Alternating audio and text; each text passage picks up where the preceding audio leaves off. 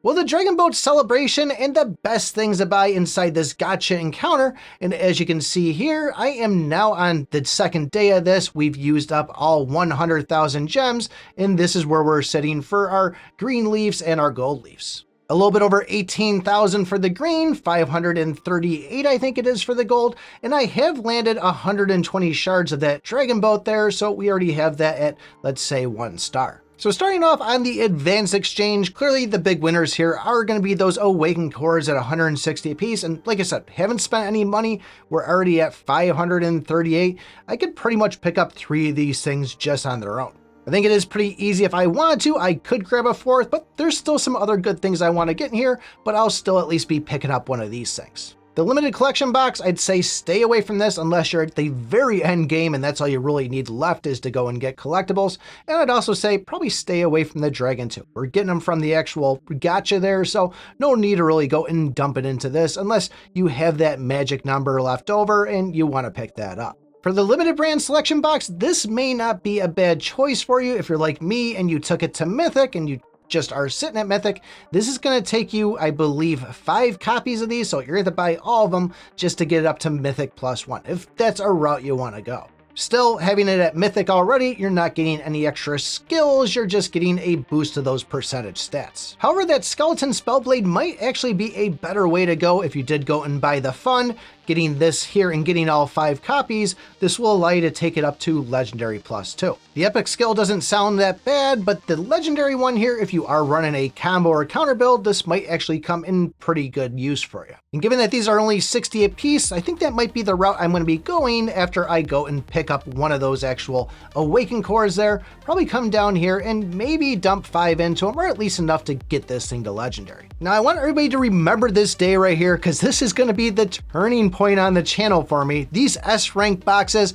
I've always said don't get them, stay away from. These things are no bueno unless you're right early in the beginning of the game.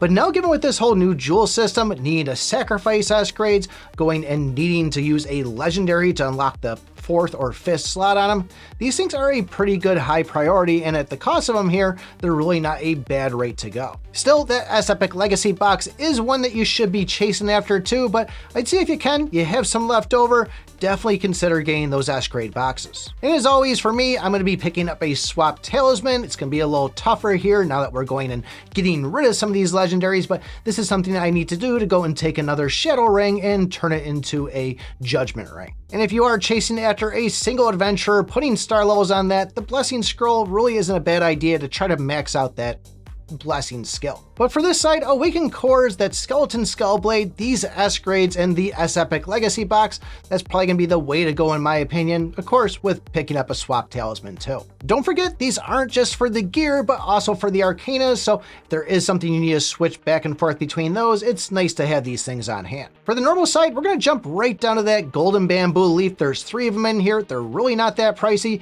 and this could help you get some of those rewards on the other side, like that swap talisman. I was a little bummed out to go down even further and see those legendary keys that I had already spent them. I don't remember doing that, but I guess we were probably about an extra 600 than what we see on the screen here, but that's going to be another high priority once again because of that whole gem jewel system.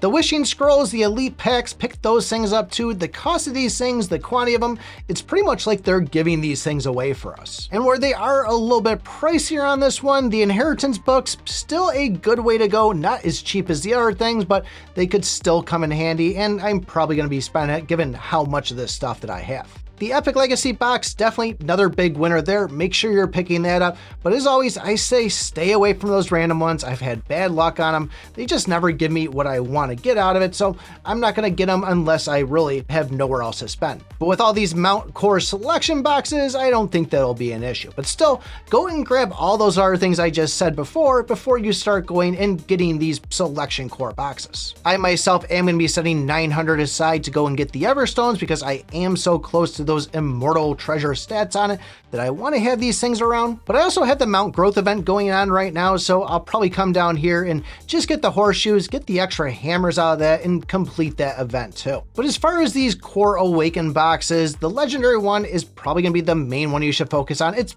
going to be the one that you might actually have a chance of using one of those mounts. All the other ones, the rares, the commons, nobody's ever using those things at all. We're just pretty much getting them to increase our overall speed, but honestly, you're never going to use them. Let me know if you are using it, if you've been playing the game for a while, but the big one's going to be going for that legendary, and I'm going to be getting them just so I can go and finish dumping into Laputa, but probably won't be using it too much longer after that. So like I said, on this side, figure out if you're going to need any more of those bamboo cores. Make sure you're grabbing the legendary keys, the wishing scrolls, those elite packs. Go and get some of those horseshoes if you do have the mount event going on and you do want to try to get some extra hammers and gems out of it. But other than that, the Epic Legacy box is going to be the other big thing to go. Now, I didn't mention the lucky silver coins in here. Once again, they just seem a little bit too expensive for me for what we're going to get out of it. So I have no problem with waiting another week until I hit that 500. But for me, that's just not really worth it. So I guess let me know what you guys are going for. And if you want to know part 2 of the whole jewel gem system, take a look at this video right here. Thanks for watching, and remember, I pick my butt.